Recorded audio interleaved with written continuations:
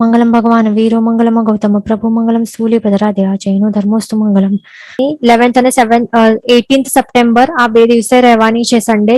તો અહીંયા ગ્રુપમાં સેમ્પલ પેપર આપવામાં આવ્યું હતું, તો બધા જણને આ ફિલ કરીને આ વાંચી લેવાનું હતું. તો જે પણ બાકી છે હજી પણ કરી લો, તો આપને ખ્યાલ આવી જશે કે કેવી રીતે ઓનલાઈન એક્ઝામ કેવી રીતે આપવાની છે, તો આપને ખ્યાલ આવી જશે એટલા માટે છે.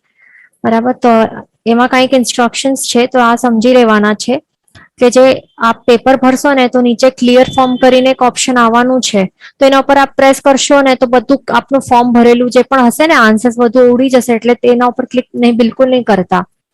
અને એક વખત ક્લિયર થઈ ગયો આખો ફોર્મ તો પછી ફરીથી આખો બધું જ 96 માર્ક્સ નો આખો પેપર આખો ફિલ કરવું પડશે.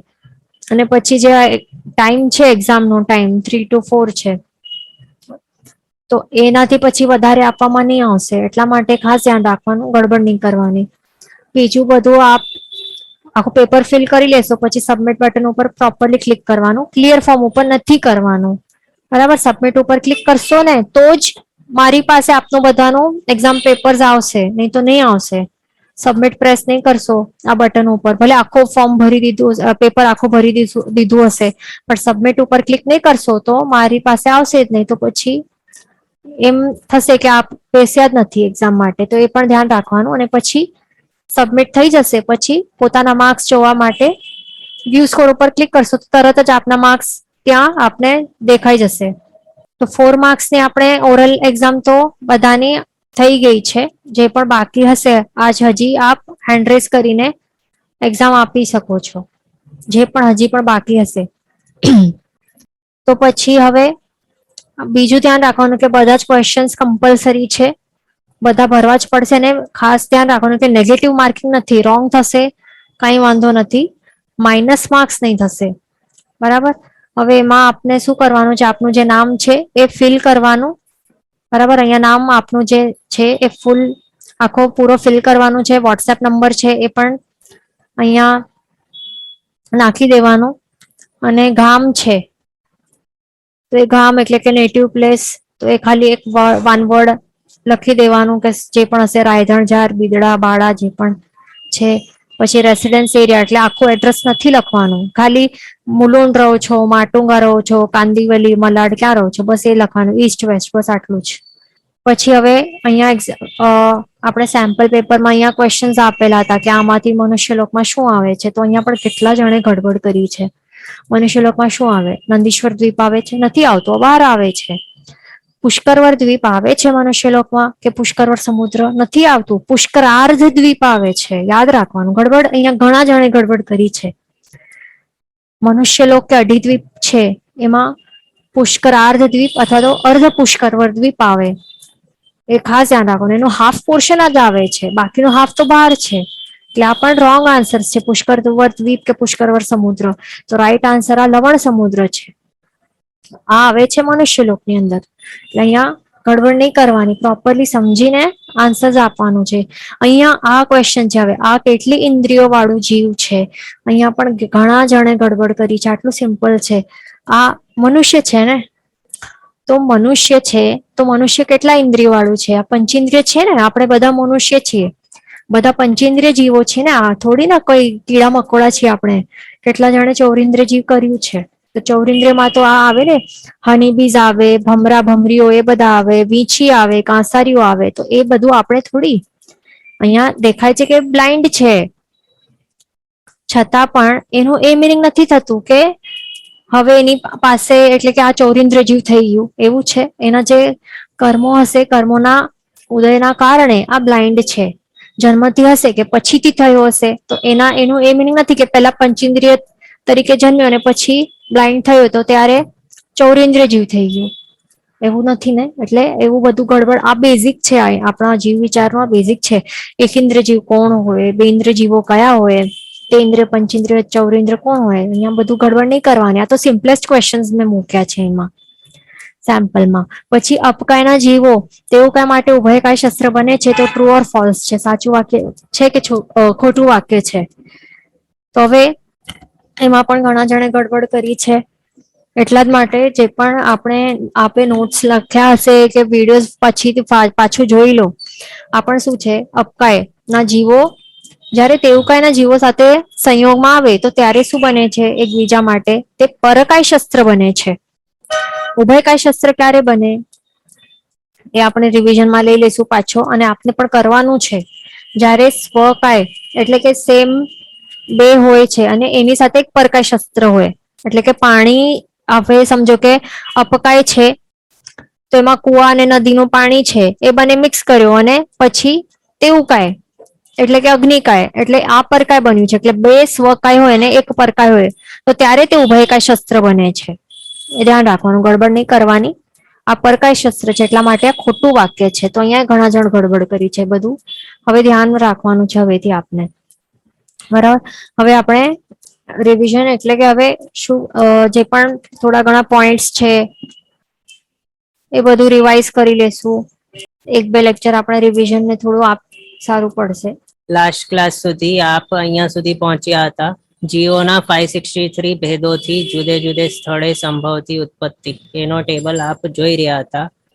ઉર્ધ્વલોક અહીંયાથી સ્ટાર્ટ કરવાનું હતું. તો ઉર્ધ્વલોકની અંદર 76 નો ફિગર કઈ રીતે આવ્યું, કયા 76 દેવો, તો તે ઉર્ધ્વલોકની વિશે આપણે જો જોઈએ તો કોણ કોણ આવી જાય છે, તો 12 વૈમાનિક આવે છે, પછી 3 કિલ્બિશિક આવે છે, 9 લોકાંતિક આવે છે, 5 અનુત્તર આવે છે અને આપણા 9 ગ્રહવ્યક આવે છે. આ ટોટલ કરી લઈએ તો કેટલા થાય, 12 પ્લસ 3, એક મિનિટ આની અંદર જ આપને બતાવી દો, 12 પ્લસ 3 પ્લસ 9 પ્લસ 5 પ્લસ 9 38 થઈ ગયા. એને પર્યાપ્ત અને અપર્યાપ્ત એટલે ઇન્ટુ 2 કરીએ તો 76 ભેદો.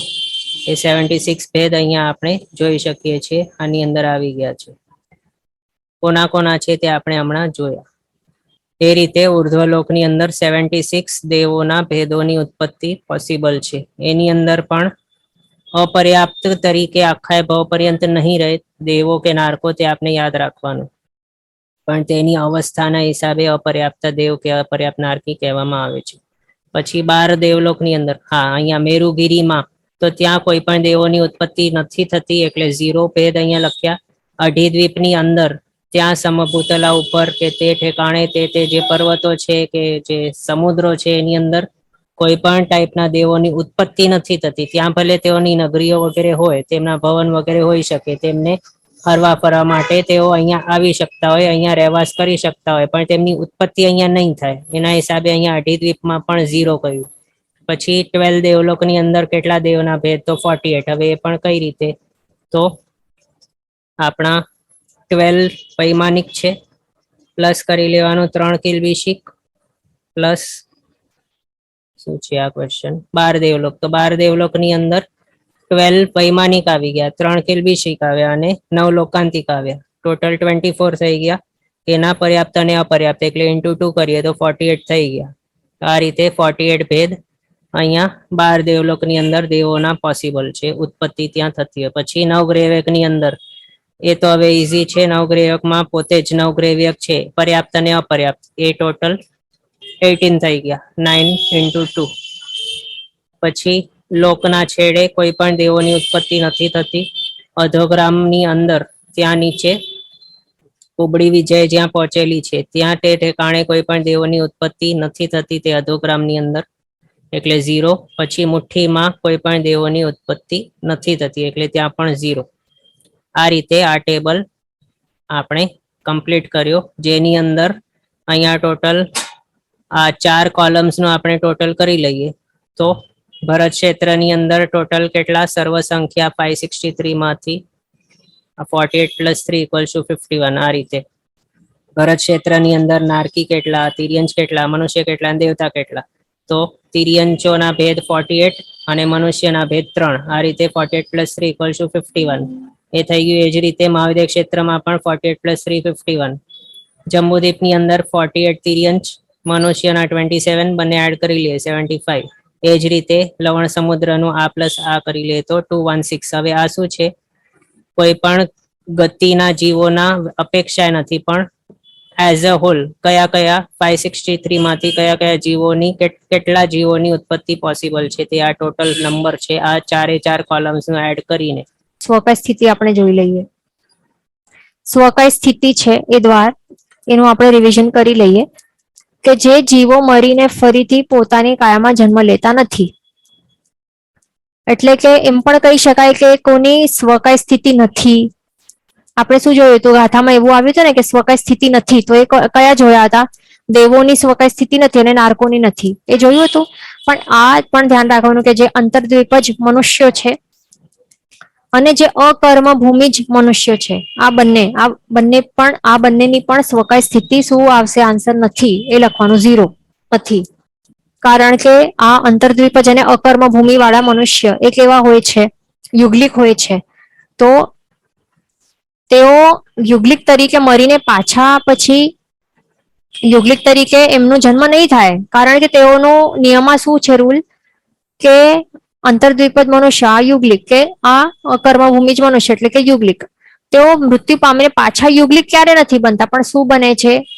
કમ્પલસરી તેઓ દેવતા બને છે. ખાસ ધ્યાન રાખવાનું, એમના માટે નિયમ છે. બીજું, દેવો મરીને પાછા દેવો નથી બનતા અને નારકી મરીને પાછા નરકમાં નથી જતા. એટલા માટે આટલા જીવો એટલે કે દેવોના આટલા ભેદ, નારકીઓના આટલા ભેદ અને અંતર્દ્વીપજ મનુષ્યોના આટલા ભેદ અને અકર્મ ભૂમિજના આટલા ભેદ, આટલા ટોટલ મરીને ફરીથી પોતાની કાયામાં જન્મ લેતા નથી. એટલે કે ટોટલ મળીને આટલા.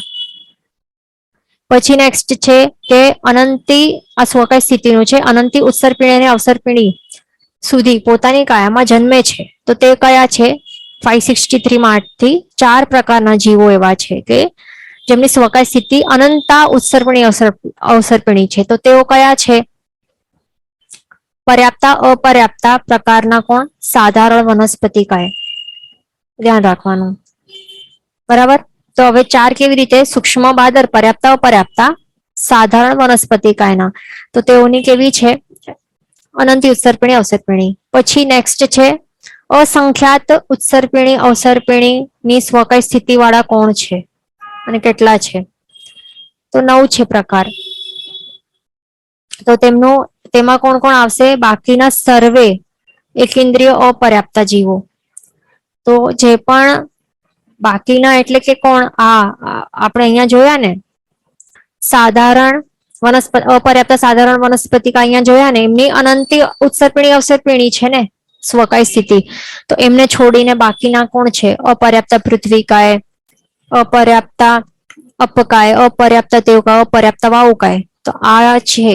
અને એમાં પણ બધાના સૂક્ષ્મ બાદર, તો એ મળીને કેટલા થાય છે?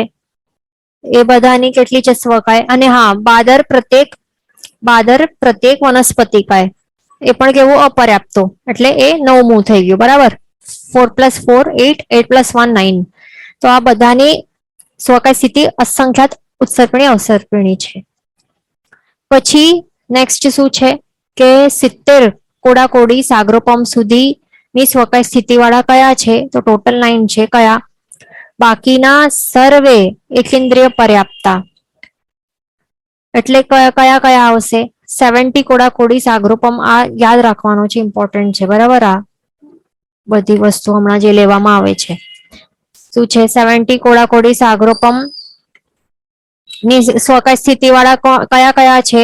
બાકીના સર્વ એકેન્દ્રિય અને પણ પર્યાપ્તા ટાઈપના. એટલે કયા કયા આવશે? પર્યાપ્તા પૃથ્વી કયા આવશે? પર્યાપ્તા અપકાય, પર્યાપ્તા તેવુકાય અને પર્યાપ્ત વાવુકાય. અને આ 4 થયા. અને દરેકના સૂક્ષ્મ બાદર કરવાના. બરાબર. પર્યાપ્ત પૃથ્વીકાય, પર્યાપ્ત અપકાય, તેવુકાય, વાવુકાય, એમના સૂક્ષ્મ બાદર કરીને 8 થયા. પ્લસ એક કોણ છે 9મો? તે છે બાદર પ્રત્યેક વનસ્પતિકાય, પર્યાપ્ત ટાઈપનું, પર્યાપ્ત બાદર પ્રત્યેક વનસ્પતિકાય. તો એ થયા 9. તો એમની 70 કોડાકોડી સાગરોપમ સુધી સ્વકાય સ્થિતિ હોય.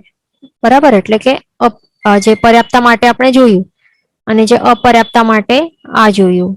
અને નિગોદ જે છે પર્યાપ્તા હોય કે અપર્યાપ્તા, નિગોદ એટલે કે સાધારણ વનસ્પતિકા, એમની અનંતા, એ જોયું. આટલો યાદ રાખવાનું છે, ઈઝી છે. પછી છે વિકલેન્દ્રિય. અહીંયા શું છે? વિકલેન્દ્રિય, એ પણ કેવા? પર્યાપ્તા અપર્યાપ્તા. વિકલેન્દ્રિય ટોટલ પર્યાપ્તા અપર્યાપ્તાના ટોટલ 6 ભેદ થાય છે. તો એમનું શું? જનરલી આ પણ યાદ રાખવાનું છે, જનરલી કહેવામાં આવે છે કે સંખ્યાતા વર્ષ સુધી છે. પણ જો આપણે ઇન્ડિવિજ્યુઅલી જોઈએ તો કોઈકના દિવસ છે, કોઈકના માસ છે ને કોઈકના વર્ષ છે ને. બેન્દ્ર તેન્દ્ર ચૌરિન્દ્ર માટે શું છે, કોઈકના માટે મંથ્સ છે, કોઈના માટે દિવસ અને કોઈકના માટે વર્ષ છે ને સંખ્યાતા. પણ હવે જનરલી જો એમ કહેવા પૂછવામાં આવે કે વિકલેન્દ્રિય ના સ્વકાય સ્થિતિ શું છે, તો માસ દિવસ ને એ નહીં નથી લખવાનું, પણ શું લખવાનું, સંખ્યાતા વર્ષો લખવાનું જનરલી બધાના મળીને, એ ધ્યાન રાખવાનું. પછી નેક્સ્ટ શું છે, 7 કે 8 ભાવ જેની સ્વકાય સ્થિતિ હોય છે, તો તે કોણ કોણ છે, તો તે આપણે જોઈ લઈએ. તો અહીંયા શું છે કે જે કર્મભૂમિના જે પંચેન્દ્રિય તિર્યંચ છે અને મનુષ્યો એ પણ કેવા પર્યાપ્ત અપર્યાપ્ત ટાઈપના. તો તેઓ એમના માટે શું કહેલું છે, જે કર્મભૂમિના પંચેન્દ્રિય તિર્યંચ અને જે મનુષ્યો છે એ પણ કયા કર્મભૂમિના અને પણ પર્યાપ્ત અપર્યાપ્ત ટાઈપના. તો તેઓનો 7 કે 8 ભાવ એમની સ્વકાય સ્થિતિ હોય છે. તો તે અહીંયા શા માટે આ લખેલું છે, કર્મભૂમિના શા માટે લખેલું છે, ક્લિયરલી સ્પેસિફાઈડ છે. કારણ કે અકર્મભૂમિ વાળા કેવા હોય પંચેન્દ્રિય તિર્યંચ, તો યુગલિક હોય ને, તો એમની 7 કે 8 નહીં હોય. અને મનુષ્યો પણ અકર્મભૂમિના કેવા હોય, યુગલિક ટાઈપના હોય, તો એમની પણ કેવી આપણે પહેલા જોઈને કે શું હોય સ્વકાય સ્થિતિ, તેમની નથી, સ્વકાય સ્થિતિ નથી આટલા લોકની, આટલા જીવોની. ધ્યાન રાખવાનું, બરાબર.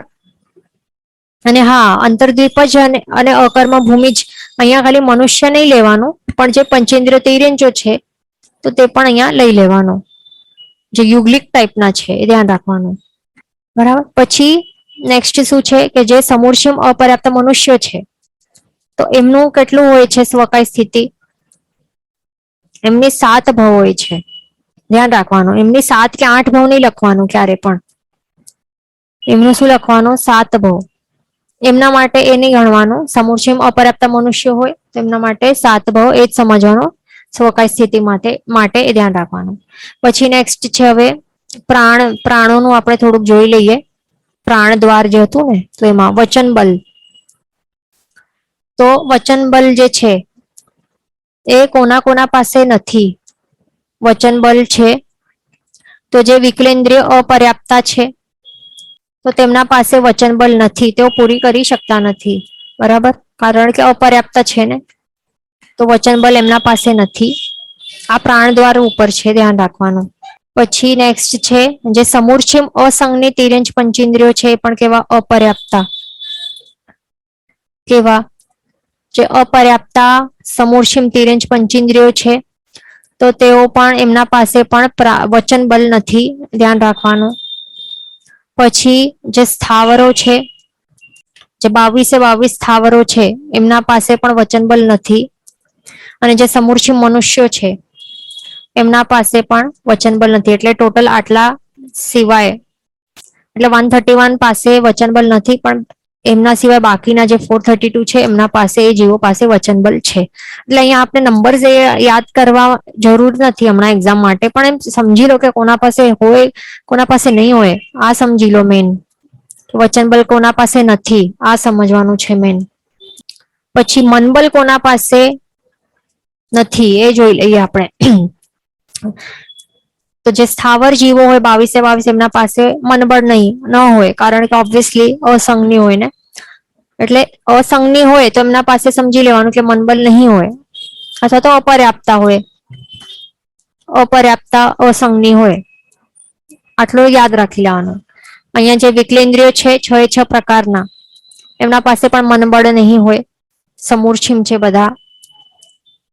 પછી જે પર્યાપ્તા અને અપર્યાપ્તા સમૂર્છિમ તિર્યંચ પંચેન્દ્રિયો છે, એમના પાસે પણ મનબળ નથી, સમૂર્છિમ જ છે ને, એટલે સમૂર્છિમાં શબ્દ આવે કે અસંગની શબ્દ આવે તો સમજી લેવાનું મનબળ નથી એમના પાસે.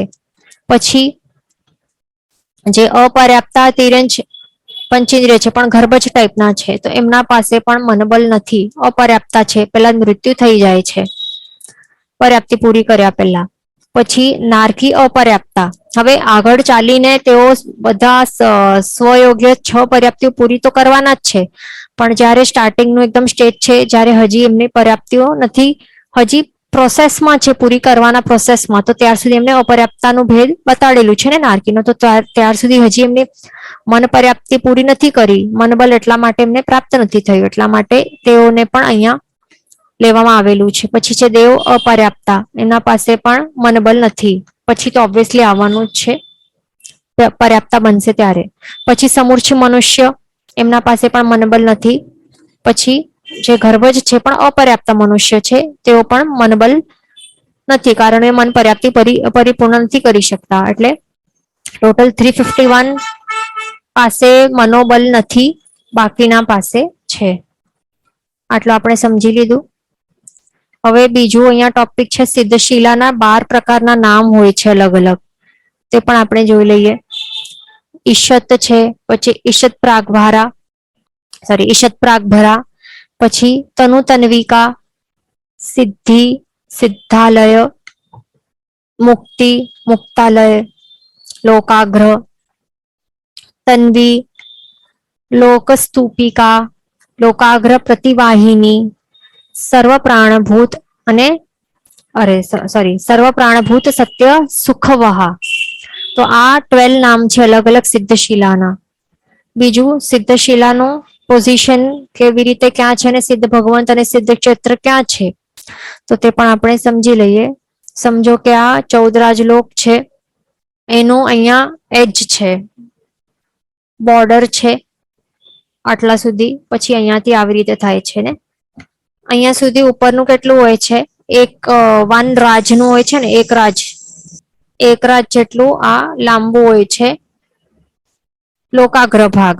પણ હવે જે સિદ્ધ ક્ષેત્ર છે એ કેટલું છે, અહીંયાથી આટલું કેટલું છે, માત્ર 45 લાખ યોજન જેટલું છે, યાદ રાખવાનું. બરાબર, એટલે કે લોકાગ્ર ભાગ જો પૂછવામાં આવે, લોકાગ્ર ભાગ ટોપમોસ્ટ કેટલું છે ડાયમેન્શન, તો એક રાજનું છે. પણ જે સિદ્ધ ક્ષેત્ર છે, સિદ્ધ ક્ષેત્ર અને સિદ્ધ શિલા અલગ હોય છે. આ સિદ્ધ ભગવંતો જ્યાં બિરાજમાન હોય એમને સિદ્ધ ક્ષેત્ર કહેવાય, પણ આ જે શિલા છે એને કહેવાય છે સિદ્ધ શિલા. ગડબડ નહીં કરવાની, બરાબર. સિદ્ધ શિલા અહીંયા છે ને સિદ્ધ ભગવંતો અહીંયા ઉપર ક્યાંક જઈને બિરાજમાન છે આટલા ડિસ્ટન્સમાં, એટલે આ સિદ્ધ ક્ષેત્ર છે. તો હવે જ્યાં સિદ્ધ ક્ષેત્ર છે તો એ માત્ર કેટલા 45 લાખ યોજનના વિસ્તારમાં કે ડાયામીટરમાં તેઓ રહેલા છે સિદ્ધ ભગવંતો. ટોપ વ્યૂ જો જોઈએ તો ટોપ વ્યૂ આવું હશે, એટલે કે ડાયામીટર છે ને, એટલે કે એવી રીતે ભલે અહીંયાથી દેખાય છે ફ્રન્ટ વ્યૂમાં, તો આવી રીતે કઈ એક લાઈનમાં નથી, પણ આખા એક સર્ક્યુલર આટલા સર્ક્યુલર એરિયામાં તેઓ રહેલા છે 45 લાખ યોજનના ડાયામીટરમાં વિસ્તારમાં. અને હાઈટ કેટલી છે ટોટલ સિદ્ધ ભગવંતો કેટલા હાઈટમાં સમાવેલા છે, તો છે 333 and 1/3 ધનુષ, એટલા હાઈટમાં. બધા અલગ અલગ પોઝિશન્સમાં હોય છે, પણ બધાનું જે ઉપરનું જે ભાગ છે ને એ એક લેવલમાં હોય, ખાસ ધ્યાન રાખવાનું. પણ નીચેનો ભાગ ઉપર નીચે હોઈ શકે છે. કેમ? કારણ કે ઓબ્વિયસલી, કારણ કે હવે કર્મથી મુક્ત થઈ ગયા છે, તો તેઓ જેટલું થઈ શકશે પોસિબલ એટલું ઉપર જશે ને આત્મા. તો અહીંયા સુધી પોસિબલ છે, એટલા માટે એકદમ ઉપર સુધી અહીંયા થઈને ત્યાં સ્થિર થઈ જશે. પણ આ લોકાગ્ર ભાગની બહાર અહીંયા નહીં જઈ શકશે, કારણ કે ત્યાં શું નથી, ધર્માસ્તિકા નથી ને, જે ગતિ સહાયક દ્રવ્ય છે તે અહીંયા નથી, એટલા માટે અહીંયા હવે મુવમેન્ટ એટલે ત્યાં પછી ગતિ નહીં કરી શકશે. પછી બીજું જે આ સિદ્ધશિલા છે અને આ સિદ્ધ ક્ષેત્ર છે એના વચ્ચેનું ડિસ્ટન્સ કેટલું છે, આ તો તે છે 3 ગાઉ અને 1666 અને 2/3 ધનુષ. આટલા ગાઉ અને આટલા ધનુષ આટલો ડિસ્ટન્સ છે. પછી જે આ લોકાગ્ર ભાગ છે અને એની વચ્ચે અને આ સિદ્ધ શિલાની વચ્ચેનું ડિસ્ટન્સ કેટલું છે, તો તે છે 1 યોજન. બરાબર, એટલે આ ટોટલ 1 યોજન ડિસ્ટન્સ છે. સિદ્ધ ભગવંતો આટલા એરિયામાં બિરાજમાન છે, તો માઇનસ કરી લેશું તો આટલો આવી જશે. આ યાદ રાખવાની જરૂર નથી, રહેશે તો સારું છે. એટલે મેન આ યાદ રાખવાનું ને આ યાદ રાખવાનું છે. પછી આ સિદ્ધ શિલા છે. હવે શિલાની વાત કરીએ તો શિલા શેનાથી બનેલી છે, તે અર્જુન, સુવર્ણમય અર્જુન એટલે કે કલર હોય સિલ્વર જેવું કલર હોય પણ છે ગોલ્ડ, વ્હાઈટ ગોલ્ડ કહી શકાય. વ્હાઈટ ગોલ્ડની બનેલી છે અને સ્ફટિક જેવી નિર્મલ છે, ટ્રાન્સપેરન્ટ વ્હાઈટ આવી છે આ સિદ્ધશિલાનું કલર વર્ણ. બરાબર. અને તે એનું વિસ્તાર કેટલું છે, ડાયામીટર છે 45 લાખ યોજન. ઉપરથી એવું દેખાય. વચ્ચેની જાડાઈ 8 યોજન છે અને એકદમ એન્ડમાં માખીની પાંખ જેટલી એકદમ પતલી થઈ જાય છે એમ કહેવાય છે, પણ સાચે અંગુલના અસંખ્યાતમાં ભાગ જેટલી એકદમ પાતળી હોય છે. એટલે આપણે આ સમજી લીધું આ પોઈન્ટ્સ. હવે નેક્સ્ટ આગળ ચાલશું. હવે જે જીવોના ભેદ છે એનું આપણે રિવિઝન કરી લઈએ પાછો. આ એકદમ ઇમ્પોર્ટન્ટ છે. જીવ વિચાર આ છે ને મેન છે. આ તો બધાને એકદમ બાયહાર્ટ થઈ જ જવું કમ્પલસરી છે, નહીં તો નહીં જ ચાલશે. જીવોના કેટલા ભેદ છે? 2 ભેદ છે, 2 મુખ્ય ભેદ છે, સંસારી મુક્ત અને સંસારી. મુક્ત અને સંસારી. તો મુક્ત છે એટલે કે કોણ છે? સિદ્ધ ભગવંતો છે. અને સંસારી છે જે સંસરણ કરે છે, એટલે કે સંસરણ કરવાનું મિનિંગ શું છે? પરિભ્રમણ કરી રહ્યા છે સંસારમાં, તો એને સંસરણ કરનારા જીવોને સંસારી જીવ કહેવાય છે. એમના હજી 2 મુખ્ય ભેદ છે, ત્રસ જીવ અને સ્થાવર એકેન્દ્રિય જીવો. સ્થાવર કહો કે એકેન્દ્રિય કહો, એક જ વાત છે, ગડબડ નહીં કરવાની. સ્થાવર એકેન્દ્રિયના ટોટલ 22 ભેદ છે. બરાબર. તો સ્થાવર એકેન્દ્ર એટલે કે શું? કે જે સ્થિર રહે, એમને કોઈ પણ ત્રાસ આપવામાં આવે તો પણ તેઓ પોતાની ઈચ્છાથી ગમનાગમન નહીં કરી શકે, એવા છે આ સ્થાવર અથવા તો એકેન્દ્ર જીવો. અને એકેન્દ્ર એટલે એક જ ઇન્દ્રિય છે એમના પાસે, સ્પર્શનેન્દ્રિય છે, અને એના વડે તેઓ 8 પ્રકારના સ્પર્શોની અનુભૂતિ કરી શકે છે. તો જેટલું આ પર્પલ પોર્શન હાઇલાઇટેડ છે તેઓ આટલા 22 આપણા સ્થાવર એકેન્દ્રિય જીવો છે. ધ્યાન રાખવાનું. પહેલું છે પૃથ્વીકાય જીવો. પહેલા સ્થાવર કેન્દ્ર છે પૃથ્વીકાય. એમનું ભેદ છે સૂક્ષ્મ બાદર. અને દરેકના હજી શું કરવાના? પર્યાપ્ત અપર્યાપ્ત કરી લેવાના. એટલે કે પર્યાપ્ત સૂક્ષ્મ પૃથ્વીકાય અને અપર્યાપ્ત સૂક્ષ્મ પૃથ્વીકાય, એવી રીતે. પછી બાદરમાં પણ પર્યાપ્ત અપર્યાપ્ત, એવી રીતે. તો ટોટલ પૃથ્વીકાયના 4 ભેદ થાય છે. એવી જ રીતે અપકાયના 4, તેવકાયના અને વાવકાયના 4. બરાબર. એટલે પૃથ્વીકાય, અપકાય, તેવકાય, વાવકાય, સૂક્ષ્મ બાદર અને પર્યાપ્ત અપર્યાપ્ત. તો એવી રીતે એમના ભેદ થાય છે. ઈઝી છે, યાદ રાખવાનું. પછી એમની સ્વયોગ્ય પર્યાપ્તિ કેટલી છે? આ છે 4. બરાબર. સ્વયોગ્ય પર્યાપ્તિઓ 4 છે. અને અપર્યાપ્તા તેઓ માત્ર 3 પરિપૂર્ણ કરી શકે છે. સ્વયોગ્ય પર્યાપ્તિઓ એટલી 4 છે, નથી પરિપૂર્ણ કરી શકતા, એનાથી પહેલા જ મૃત્યુ થઈ જાય છે. એટલા માટે માત્ર 3 પર્યાપ્તિઓ પરિપૂર્ણ કરી શકે છે. ધ્યાન રાખવાનું. પછી બાકી કોણ રહ્યો? 5મો સ્થાવર એકેન્દ્રિય, તે છે વનસ્પતિકાય. વનસ્પતિકાના 2 પ્રકાર છે, પ્રત્યેક વનસ્પતિકા અને સાધારણ વનસ્પતિકાય. હવે ખાસ એકદમ બાયહાર્ટ કરી લેવાનું. સાધારણ વનસ્પતિકા નામ આવ્યું એટલે સમજી લેવાનું, એટલે કે નિગોદત છે અથવા તો અનંતકાય. એક જ વાત છે. આ બેઝિક છે, ગડબડ બિલકુલ નહીં કરવાની. આ યાદ રાખશો તો બધું ઈઝી થઈ જશે આગળનું. તો પ્રત્યેક વનસ્પતિકા એટલે કે શું? એક શરીરમાં એક જીવ.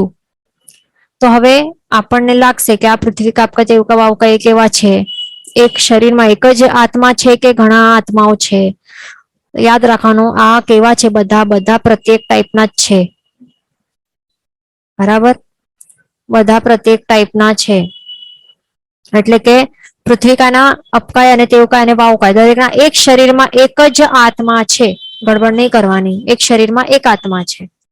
અને પ્રત્યેક વનસ્પતિકાયનું પણ શું છે? એક શરીરમાં એક જ આત્મા છે.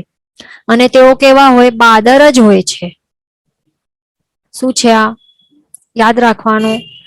તેઓ કેવા છે? બાદર જ હોય છે. બરાબર. એમનો કોઈ સૂક્ષ્મ ભેદ નથી, યાદ રાખવાનું. માત્ર બાદર ભેદ છે. એટલે બાદર પ્રત્યેક વનસ્પતિકાય છે. અને હજી એના 2 પ્રકાર છે, પર્યાપ્ત અને અપર્યાપ્ત હોઈ શકે છે. અને એમની પણ સ્વયોગ્ય પર્યાપ્તિ કેટલી છે? 4 છે. અને અપર્યાપ્તા બાદર પ્રત્યેક વનસ્પતિકાય તેઓ માત્ર 3 પરિપૂર્ણ કરી શકે છે પર્યાપ્તિઓ, અને એનાથી પહેલા મૃત્યુ થઈ જાય છે. 4 નથી કરી શકતા. પછી વનસ્પતિકાનો બીજો મુખ્ય ભેદ છે સાધારણ વનસ્પતિકાય અથવા તો નિગોદ અથવા તો અનંતકાય. એમનું શું છે? આ એકદમ ઇમ્પોર્ટન્ટ છે, યાદ રાખવાનું છે. એના બે પ્રકાર છે. શું છે? સૂક્ષ્મ અને બાદર છે. સૂક્ષ્મ સૂક્ષ્મ અને બાદર. બરાબર. તો સૂક્ષ્મ સાધારણ વનસ્પતિકા કહો અથવા તો સૂક્ષ્મ નિગોદ કહો અથવા તો સૂક્ષ્મ અનંતકાય કહો, એક જ વાત છે. અને અહીંયા બાદર સાધારણ વનસ્પતિકા અથવા તો બાદર નિગોદ કહો કે બાદર અનંતકાય કહો, એક જ વાત છે. તો એવી રીતે એમના બંનેના એવી રીતે ભેદ છે. આને આગળ સેમ જ છે, પર્યાપ્તા ને અપર્યાપ્તા. પર્યાપ્તા વાળા સ્વયોગે 4 પર્યાપ્તિઓ પરિપૂર્ણ કરી લે અને અપર્યાપ્તા માત્ર 3 પરિપૂર્ણ કરીને મૃત્યુ પામી લે. એ ધ્યાન રાખવાનું. બરાબર. તો આટલો આપણે સ્થાવર 22 સ્થાવર એકેન્દ્રિયોના બધા ભેદ આપણે જોઈ લીધા. બરાબર. પછી હવે બીજો ભેદ છે સંસારી જીવોનો સ્થાવર એકેન્દ્ર અને ત્રસ જીવ. તો ત્રસમાં કોણ છે?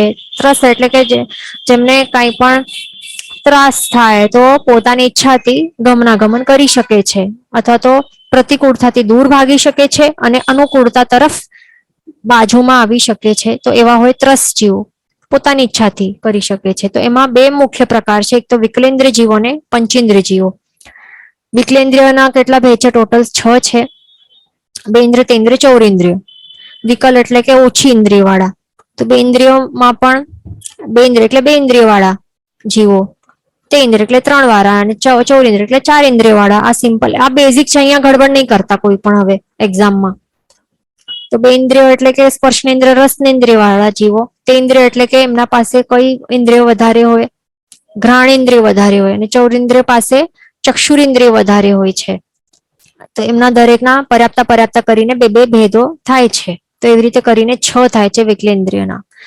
સ્વયોગ્ય પર્યાપ્તિ કેટલી છે બે ઇન્દ્રિયની કે તે ઇન્દ્રિય કે ચૌરેન્દ્રિયની? દરેકની સેમ છે. વિકલેન્દ્રિયની સ્વયોગ્ય પર્યાપ્તિ 5 છે અને અપર્યાપ્તા માત્ર 4 પરિપૂર્ણ કરીને મૃત્યુ એમનું થઈ જાય છે.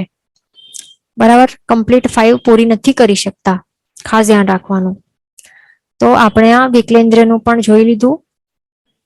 બીજું પોઈન્ટ ખાસ ધ્યાન રાખવાનું કે આ સ્થાવર 22 સ્થાવર એકેન્દ્રિયો પ્લસ આ 6 વિકલેન્દ્રિયો આ કેવા છે? એમને બધાને તિર્યંચ ગતિ વાળા કહેવાય છે. કયા? તિર્યંચ ગતિ વાળા. પ્લસ બીજું એમને સમૂર્છિમ જીવો પણ કહી શકાય છે. સમૂર્છિમ અથવા તો અસંગની જીવો કહી શકાય છે. ગડબડ નહીં કરવાની છે આ. બરાબર. જે પણ પર્પલ કલરમાં હાઇલાઇટેડ છે બધા તિર્યંચ ગતિ વાળા છે. આ તિર્યંચ છે, આ તિર્યંચ છે અને આ પણ તિર્યંચ છે, ધ્યાન રાખવાનું. પણ સમૂર્છિમ કયા છે? 22 સ્થાવર એકેન્દ્રિયો બધા સમૂર્છિમ અસંગની છે. 6 વિકલેન્દ્રિયો બધા સમૂર્છિમ અસંગની છે. આટલું જોઈ લીધું. હવે ત્રસ જીવમાં કોણ છે? પંચેન્દ્ર જીવો. પંચેન્દ્ર જીવોના 4 મુખ્ય પ્રકાર છે. નારકી. નારકીના કેટલા છે? 14 ભેદ છે. એમનું ડિવિઝન કેવી રીતે, ક્લાસિફિકેશન કેવી રીતે કરવામાં આવે છે? નારકી જીવોનું જે 7 નરક પૃથ્વીઓ છે એમના હિસાબે ત્યાં ઉત્પન્ન થનાર, ત્યાં તે ઉત્પન્ન થનાર નારકી જીવોના 7 પ્રકાર અને વળી એમના પર્યાપ્તા અપર્યાપ્તા કરવાના, એટલે કે ટોટલ 14 ભેદ થાય છે. સ્વયોગ્ય પર્યાપ્તિ છે 6. પણ હવે અપર્યાપ્તા નારકીના જીવો એટલે કયા હોય? તેઓ અપર્યાપ્તા માત્ર સ્ટાર્ટિંગની અવસ્થામાં રહેલા હોય, જ્યારે પર્યાપ્તિઓ પરિપૂર્ણ કરવાના સ્ટેજમાં રહેલા હોય, પ્રોસેસમાં હોય, તો ત્યારે એમને અપર્યાપ્તા ત્યારે કહેવાય. પણ અવશ્ય કમ્પલસરીલી બધા જ નારકી જેવો પર્યાપ્તા જ થવાના છે આગળ ચાલીને, એટલે કે સ્વયોગે 6 પર્યાપ્તિઓ બધી પરિપૂર્ણ કરવાના જ છે. પછી છે તિર્યંચ ગતિના જીવો. એમનું આપણે જોઈ લઈએ. આ એકદમ બધાનું એકદમ બાહાટ અને પ્રોપરલી થઈ જવું જોઈએ. આ જીવ વિચાર મેઇન છે, આ બેઝિક છે એનું. પછી હવે તિર્યંચ ગતિના કેટલા છે ટોટલ? પંચેન્દ્રિય તિર્યંચ. ટુ બી મોર સ્પેસિફિક, આ પંચેન્દ્રિય જીવોનું ભેદ છે. પંચેન્દ્રિય તિર્યંચો કેટલા છે? 20 છે. કયા કયા? અહીંયા જોઈ શકો છો આ પર્પલમાં. એમના શું છે? 3 મુખ્ય ભેદો છે. જલચર, સ્થલચર અને ખેચર. હવે જલચર એટલે કે કયા? માછી માછલા એવા હોય તેઓ. જલચરના 2 મુખ્ય પ્રકાર, ગર્ભજ અને સમૂર્છિમ. ગર્ભજ એટલે કે જે ગર્ભમાં, એટલે કે કેવી રીતે માતા પિતાના સંયોગ દ્વારા ઉત્પત્તિ થાય તેને ગર્ભજ. અને સમૂર્છિમ એટલે શું? માતા પિતાના સંયોગની જરૂર ન હોય પણ શું, કેવી રીતે? કોઈક અમુક એવા સંયોગોના કારણે એવા ભેગા મળે, એવા કોઈ દ્રવ્ય હોય અથવા તો જે ગર્ભજ તિર્યંચ પંચેન્દ્રિયો હોય એમના જે ક્લેવરો હોય કે જે હોય ને તો એના ત્યાંથી જ એમની ઉત્પત્તિ થઈ જાય એમને કહેવાય છે સમૂર્છિમ જીવો. એ ધ્યાન રાખવાનું, ગડબડ નહીં કરવાની. બરાબર, તો સમૂર્છિમ અને ગર્ભજ આ બે પ્રકાર હોય. વળી ગર્ભજના પણ હજી ગર્ભજ અને સમૂર્છિમના આગળ પર્યાપ્તા અપર્યાપ્તા બે ભેદો એ ધ્યાન રાખવાનું. આવી રીતે થાય છે જલચરના 4 ભેદો. પછી છે સ્થલચર. સ્થલચરના વળી કેટલા ભેદો છે? જો અહીંયા ચતુષ્પદ છે, પછી ઉર પરિસર્પ છે અને ભુજ પરિસર્પ છે. 3 છે. બરાબર. ચતુષ્પદ એટલે કે 4 પગથી ચાલનારા એવા. ઉર પરિસર્પ એટલે કે શું? પેટના બલથી ચાલનારા અથવા તો છાતીના બલથી ચાલનારા. અને ભુજ પરિસર્પ ભુજાઓના બલથી ચાલનારા. સિમ્પલ છે. દરેકના સેમ ભેદો છે, ગર્ભજ અને સમૂર્છિમ. ગર્ભજ સમૂર્છિમ છે અને વળી આગળ પર્યાપ્તા અપર્યાપ્તા એવી રીતે ભેદો છે, એટલે સિમ્પલ છે. પછી છે ખેચરો. ખેચર એટલે કે આકાશમાં ઉડનારા. ખ એટલે કે આકાશ. ચર એટલે કે ખમાં ચરનારા એટલે કે આકાશમાં ચરનારા એવા ગર્ભજ એટલે બર્ડ્સ. ગર્ભજ અને સમૂર્છિમ વળી પર્યાપ્તા અપર્યાપ્તા બે ભેદો. આટલું સિમ્પલ છે. બરાબર. વળી પછી બીજું ધ્યાન રાખવાનું કે એમની સ્વયોગ્ય પર્યાપ્તિ કેટલી છે પંચેન્દ્રિય તિર્યંચોની. એમાં પણ ગર્ભજની આપણે જોઈએ માત્ર. ગર્ભજ પંચેન્દ્રિય તિર્યંચોની સ્વયોગ્ય પર્યાપ્તિ 6 છે. કેટલી છે? 6 છે. ધ્યાન રાખવાનું.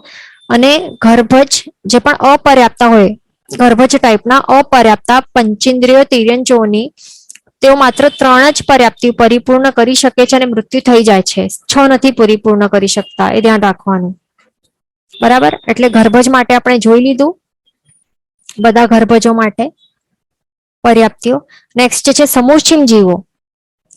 તો જે સમૂર્છિમ જીવો છે એ પણ કયા? સમૂર્છિમ પંચેન્દ્રિય તિર્યંચો.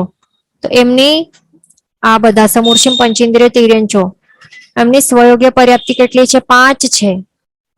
કેમ? સમૂર્છિમ છે એટલે કે અસંગની છે, મન નથી, એટલા માટે સ્વયોગ્ય પર્યાપ્તિ માત્ર 5 છે.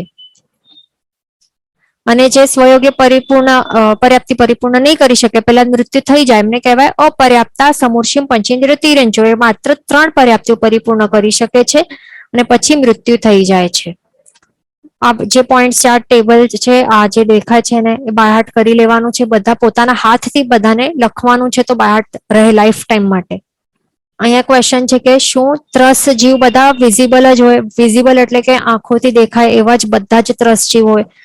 તો આપણે જોઈ શકીએ છીએ કે અહીંયા જે અપર્યાપ્ત જીવો છે ને, તો એમનું તો માત્ર 3 પર્યાપ્તિ પરિપૂર્ણ કરીને મૃત્યુ થઈ જાય એમનું એક અંતર્મુહૂર્ત માત્રમાં. એટલે પછી આપણને એટલા નાનકડા હોય, શરીરની સાઈઝ હોય એ કેટલી હોય? અંગુલના સંખ્યાત્મક ભાગ જેટલું. એટલે એ વિઝિબલ નહીં હોય. જે કેવલ જ્ઞાની હોય તો એમના માટે એમના જ્ઞાનમાં તે વિઝિબિલિટી હોય, એટલે જ્ઞાન દ્વારા તે જોઈ, એટલે તેઓ જોઈ શકે કેવલ જ્ઞાન દ્વારા, પણ આપણે નહીં જોઈ શકીએ. ધ્યાન રાખવાનું. બરાબર. પછી જે પર્યાપ્તા હોય તો તે જોઈ શકાય. બરાબર. પણ જે પણ એ સાઈઝ ઉપર ડિપેન્ડન્ટ છે, એમના શરીરની સાઈઝ કેટલી છે એના ઉપર ડિપેન્ડન્ટ છે. બરાબર.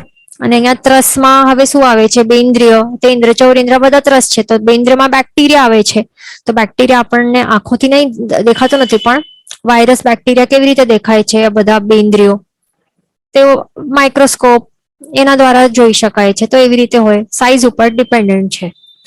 ઓકે, તો આપણે અહીંયા તિર્યંચ ગતિવાળા જીવો જોઈ લીધા, 20 પ્રકારના કેવી રીતે થાય છે. પંચેન્દ્રિય તિર્યંચો જોઈ લીધા અહીંયા. તો હવે અહીંયા ખાસ ધ્યાન રાખવાનું કે તિર્યંચ ગતિવાળા કયા છે? આ પર્પલમાં હાઇલાઇટેડ છે બધા તિર્યંચ ગતિ. એટલે કે તિર્યંચ ગતિ આખી આ સ્થાવર 22 સ્થાવર કેન્દ્ર આખી તિર્યંચ ગતિ છે. આ 6 વિકલેન્દ્રિયો બધા તિર્યંચ ગતિવાળા છે. અને જે 20 પંચેન્દ્રિય તિર્યંચો આ પણ તિર્યંચ ગતિવાળા છે. એટલે જો પર્પલ વાળી કેટલી મોટી ગતિ છે તિર્યંચ ગતિ. આ યલો કલર છે, આટલો નારકીના જીવોની એટલે નરક ગતિવાળા જીવો છે. હવે આપણે જોઈએ પંચેન્દ્રિય જીવોમાં મનુષ્ય જીવો. પંચેન્દ્રિય એટલે મનુષ્ય આપણે જોઈ લઈએ. 303 ભેદ આપણે જોઈ લઈએ કેવી રીતે થાય છે. જે અહીંયા દેખાય છે આટલામાં. હા, તો હવે મનુષ્યનો આપણે જોઈ લઈએ કેવી રીતે છે. તો હવે મનુષ્યનું ક્ષેત્ર પ્રમાણે કરવામાં આવેલું છે. ક્ષેત્ર પ્રમાણે એમના 303 ભેદ થાય છે. કેવી રીતે? આ યાદ રાખવાનું. પેલા ક્ષેત્રો યાદ રાખવાના આપને કે 101 ક્ષેત્ર થાય છે, આ એકદમ યાદ રાખવાનું. પછી આપને બિલકુલ મિસ્ટેક નહીં થશે. 101 ક્ષેત્ર કેવી રીતે થાય છે? 15 અકર્મ ભૂમિ પ્લસ 30 અકર્મ ભૂમિ પ્લસ 56 અંતરદ્વીપ. તો એવી રીતે ટોટલ 101 ક્ષેત્ર થાય છે. હવે આ 101 ક્ષેત્રોમાં રહેલા જે ગર્ભજ પર્યાપ્ત મનુષ્યો છે તે પ્લસ આ 101 ક્ષેત્રમાં રહેલા જે ગર્ભજ અપર્યાપ્ત મનુષ્યો છે તેઓ પ્લસ 101 ક્ષેત્રમાં રહેલા જે સમુચ્ચિમ અપર્યાપ્ત મનુષ્યો છે તો તેઓ ટોટલ મળીને કેટલા થશે? 303. સિમ્પલ છે. આવી રીતે પણ કરી શકાય છે, ધ્યાન રાખવાનું. બરાબર. અને બીજી રીતે પણ એવી રીતે કરી શકાય કે 15 કર્મભૂમિ જ 15 પ્રકારની કર્મભૂમિમાં રહેલા જે કર્મભૂમિ જ મનુષ્યો છે તો તેઓ કેવા કેવા પ્રકારના હોય? આ ત્રણેય પ્રકારના હોય ને, ગર્ભજ પર્યાપ્ત, ગર્ભજ અપર્યાપ્ત અને સમુચ્ચિમ અપર્યાપ્ત. તો એવી રીતે અકર્મભૂમિ જે મનુષ્યો છે એ પણ આ ત્રણેય પ્રકારના હોય. પછી 56 અંતરદ્વીપ જ મનુષ્ય છે તેઓ પણ આ ત્રણેય પ્રકારના હોય. બરાબર. એટલે કે એવી રીતે 45 પછી આ 90 અને શું છે 56 168. બરાબર. એટલે આ 168 થયા. 56 મલ્ટીપ્લાય બાય 3 168 પ્લસ આ જે આપણે જોયા 90 ક્યાં છે પ્લસ 45 કેટલા થયા? 303 થયા ને. એટલે આ રીતે પણ આવડવું જોઈએ. બરાબર. આ 168 ટોટલ મળીને કેટલા થાય? 303. ધ્યાન રાખવાનું. તો એવી રીતે પણ યાદ રાખવાનું. એટલે કે બીજું ધ્યાન રાખવાનું કે મનુષ્ય કેવા હોય? ગર્ભજ અને સમુચ્ચિમ બે પ્રકારના. એવી રીતે પણ યાદ રાખવાનું. મનુષ્યો બે પ્રકારે, ગર્ભજ અને સમુચ્ચિમ. પણ ગર્ભજના બે પ્રકાર હોય, પર્યાપ્ત અને અપર્યાપ્ત. પણ સમુચ્ચિમ મનુષ્યનું કોઈ પર્યાપ્ત નહીં હોય, માત્ર અપર્યાપ્ત જ હોય. એ ધ્યાન રાખવાનું. બરાબર. એવી રીતે પણ યાદ રાખવાનું. ગર્ભજ પર્યાપ્ત અપર્યાપ્ત અને સમુચ્ચિમ અપર્યાપ્ત જ હોય, સમુચ્ચિમ પર્યાપ્ત બિલકુલ નહીં હોય. હવે વાત કરીએ પર્યાપ્તિઓની. તો સ્વયોગ્ય પર્યાપ્તિ કેટલી હોય છે ગર્ભજ પર્યાપ્ત મનુષ્યોની? 6 છે સ્વયોગ્ય પર્યાપ્તિ. અને તેઓ પરિપૂર્ણ કરે છે અને પછી જ મૃત્યુ થાય છે. પછી જે ગર્ભજ અપર્યાપ્ત મનુષ્યો છે, અપર્યાપ્ત છે એટલે સ્વયોગ્ય પર્યાપ્તિ જે 6 છે પરિપૂર્ણ નહીં કરી શકે, પણ કેટલી કરશે? પ્રાહ્ય કરીને 3 પરિપૂર્ણ કરે અને પછી મૃત્યુ થઈ જાય, પણ 6 નહીં પરિપૂર્ણ કરી શકે. પછી છે સમુચ્ચિમ અપર્યાપ્ત મનુષ્યો. તો તેઓ અપર્યાપ્ત છે અને સમુચ્ચિમ છે એટલે કે મન પણ છે નહીં. જે પણ છે અપર્યાપ્ત છે એટલે કે સ્વયોગ એટલે કે શું? માત્ર પ્રાહ્ય કરીને 3 પર્યાપ્તિ જ પરિપૂર્ણ કરશે અને મૃત્યુ થઈ જશે એમનું. આટલો યાદ રાખવાનું. બરાબર. એટલે આવી રીતે આપણે મનુષ્ય ગતિના મનુષ્ય જીવોના 303 આપણે ભેદ જોઈ લીધા. હવે છે દેવગતિ છેલ્લી. અહીંયા ક્વેશ્ચન છે કે ગર્ભજ અપર્યાપ્ત મનુષ્યો પણ આંખોથી નહીં દેખાય એવું છે કે નહીં? તો જે ગર્ભજ અપર્યાપ્ત જીવોની વાત છે તો એ અપર્યાપ્ત હોય એટલા માટે માત્ર 3 પર્યાપ્તિઓ પરિપૂર્ણ કરીને પ્રાહ્ય કરીને મૃત્યુ થઈ જાય તો તેઓનું પણ એટલે એ સમજવાનું એક અંતર મુહૂર્તમાં જ પછી હોય જે હોય તે આટલામાં પછી એમનું મૃત્યુ પણ થઈ જાય. એટલે આંખોથી નહીં દેખાય. ક્યાં એમનું ઉત્પત્તિ થાય? ગર્ભમાં. ધ્યાન રાખવાનું. પછી હવે ચોથી છે દેવગતિ. પંચેન્દ્રિયોના આપણે શું જોઈ રહ્યા છે? પ્રકારો. તો નરક ગતિ જોઈ લીધી, એટલે સોરી નારકી જોઈ લીધા. પછી પંચેન્દ્રિય તિર્યજો જોઈ લીધા, મનુષ્ય જોઈ લીધા. હવે દેવ છે તો દેવોનો 198 ભેદ કેવી રીતે થાય છે? દેવગતિ વાળા માત્ર પિંકમાં છે. હવે એમાં શું છે? પહેલા તો અધોલોકવાસી દેવો આવશે. તેમાં કોણ આવશે? 10 પ્રકારના ભવનપતિ પ્લસ 15 પરમાધામી. ટોટલ મળીને કેટલા થાય છે? 25. પર્યાપ્ત લાસ્ટમાં જોશું, હમણાં આપણે નથી જોઈ રહ્યા. એટલે 10 પ્રકારના ભવનપતિ પ્લસ 15 પરમાધામી એટલે 25. પછી હવે આવશે કોણ? તીર્છાલોકવાસી દેવ લઈ લેવાના. આટલા આવશે તીર્છાલોકવાસી દેવ. એમાં 8 વ્યંતર 8 વાણ વ્યંતર પ્લસ 10 તિરંગ જૃંભક દેવો એટલે ટોટલ મળીને 26. અને 10 જ્યોતિષ્ક દેવો એમાં 5 ચર અને 5 અચર આવી જશે એટલે 26 આવે પ્લસ 10 પણ લઈ લેવાના. બરાબર. એટલે 10 અને પ્લસ 26. પછી આવશે હવે ઉર્ધ્વલોકવાસી દેવો. આટલા આવશે. ઉર્ધ્વલોકવાસી દેવોમાં 12 વૈમાનિક 3 કિલ્બિશિક ને 9 લોકાંતિક, ટોટલ મળીને કેટલા થાય છે? 24. હવે આપને પૂછવામાં આવે કે કલ્પોપપન્ન કેટલા દેવો છે, કયા આવશે? તો આ છે 24 છે. કયા કયા? 12 વૈમાનિક, 3 કિલ્બિશિક અને 9 લોકાંતિક, એટલે 24 કલ્પોપપન્ન, એટલે આ કલ્પના આચાર સહિત વાળા પ્રોટોકોલ ફોલોઈંગ દેવ 24 છે. પછી કલ્પાતીત દેવો અહીંયા છે, ઉર્ધ્વલોકવાસી છે, કેટલા છે? 14 છે. 9 ગ્રૈવ્યક અને 5 અનુત્તર, 9 ગ્રૈવ્યક અને 5 અનુત્તર, ટોટલ 14 છે. તો હવે આ આટલા જે આપણે જોયા ટોટલ, એમને આપણે ટોટલ કરશું 25 પ્લસ 26 પ્લસ 10 પ્લસ 24 પ્લસ 14 મળીને 99 થશે. આટલા દેવતાઓ છે. હવે બંને તે દરેકના પર્યાપ્તા અપર્યાપ્તા કરીને 198 દેવોના ટોટલ ભેદ થાય છે. હવે એની સમજવાનું કે કોઈ અપર્યાપ્ત દેવો મૃત્યુ પામીને, અપર્યાપ્ત અવસ્થામાં કોઈ દેવો મૃત્યુ પામે એ માત્ર એમનું જે અવસ્થા પ્રમાણે છે. આ એટલે કે ઉત્પત્તિના સમય જ્યારે પર્યાપ્તિ પરિપૂર્ણ કરી રહ્યો છે, ઇન ધ પ્રોસેસ ચાલુ છે, તો ત્યારે એને અપર્યાપ્ત કહેવાશે. પણ કમ્પલસરી આગળ ચાલીને પર્યાપ્તિ પરિપૂર્ણ કરશે જ સ્વયોગ્ય બધી, અને પર્યાપ્ત તરીકે જ આખો જે જીવન છે જીવીને પછી જ મૃત્યુ પામશે. ધ્યાન રાખવાનું. તો આવી રીતે 99 પર્યાપ્ત અને 99 અપર્યાપ્ત મળીને ટોટલ 198 દેવો થાય છે. હવે પર્યાપ્તિઓની વાત કરીએ તો સ્વયોગ્ય પર્યાપ્તિ કેટલી છે દેવોની? 6 છે. 6 પર્યાપ્તિઓ પરિપૂર્ણ કરીને તેઓ મૃત્યુ પછી થાય છે જીવન જીવીને. ધ્યાન રાખવાનું આટલું. એટલે આપણે શું જોયું? આખો આપણો મેઇન જીવ વિચારનું આપણે આખો મેઇન જોઈ લીધું. જીવોના, સંસારી જીવોના ટોટલ 563 ભેદો આપણે આખો જોઈ લીધું. યાદ રાખવાનું છે, બિલકુલ ગડબડ નથી કરવાની, બેઝિક છે. પછી મુક્ત જીવો છે, 15 પ્રકારના છે. એમ કહેવાય કે સિદ્ધ ગતિ જ્યારે પામે છે એનાથી પહેલા કઈ અવસ્થામાં રહેલા છે એના હિસાબે 15 પ્રકારના મુક્ત જીવો આવી રીતે એનું ક્લાસિફિકેશન કરવામાં આવે છે. પણ સાચે તેઓ બધા કેવા છે? કઈ ડિફરન્સ નથી, બધા સેમ છે. ધ્યાન રાખવાનું. અહીંયા ક્વેશ્ચન છે કે વાય પ્રાય 3 પર્યાપ્તિ લખેલું છે. તો અહીંયા પ્રાય જે મનુષ્યો માટે પર્યાપ્ત, જે અપર્યાપ્ત મનુષ્યો છે, ગર્ભજ હોય કે સમૂર્છ, એમના માટે શું કહેલું છે કે પ્રાહ્ય કરીને. તો એવી રીતે આપણે ગ્રંથમાં, ગ્રંથ છે, ગ્રંથકાર ભગવંતો એવી રીતે જ મેન્શન કરે છે કે પ્રાહ્ય કરીને 3 પરિપૂર્ણ કરીને પછી મૃત્યુ થઈ જાય છે. એટલે ચોથી કરે કે નહીં પણ કરે એવું છે, એટલા માટે પ્રાહ્ય કરીને એવું શબ્દ લખેલું છે. બરાબર. એટલે કે મતભેદ પણ હોય છે.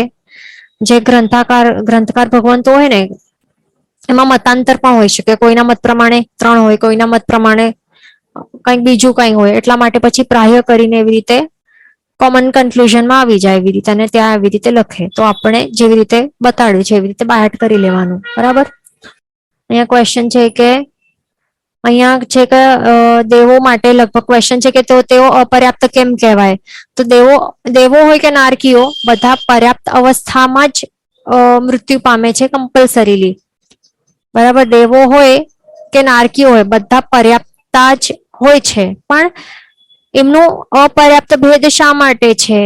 અપર્યાપ્ત તરીકે ભેદો શા માટે છે? તો એમની જે ઉત્પત્તિથી, એટલે જે અવસ્થા છે ને, એટલે ઉત્પન્ન થાય છે અને પછી આગળ ચાલે છે, પર્યાપ્તિ પરિપૂર્ણ કરે છે.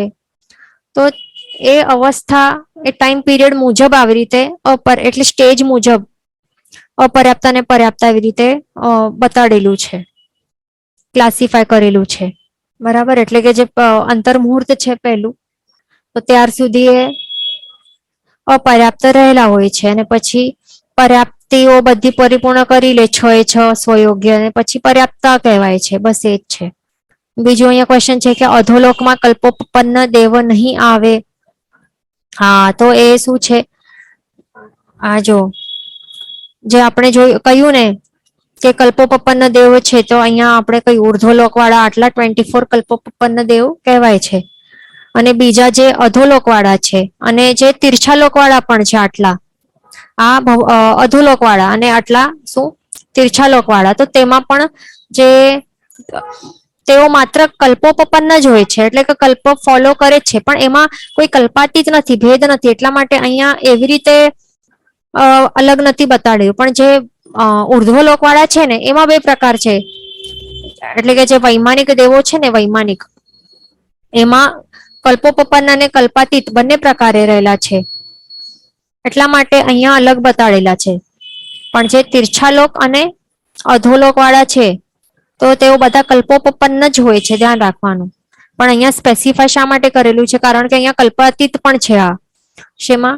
ઉર્ધ્વલોક વાળામાં, ધ્યાન રાખવાનું. ઓકે, તો હવે અહીંયા આપણો સમય પણ થવા આવી છે. હજી આપણે શું કરશું નેક્સ્ટ ક્લાસ? હવે તો પરીક્ષણ આવશે, તો પરીક્ષણમાં આપણા 2 વેનસડે ચાલ્યા જ હશે.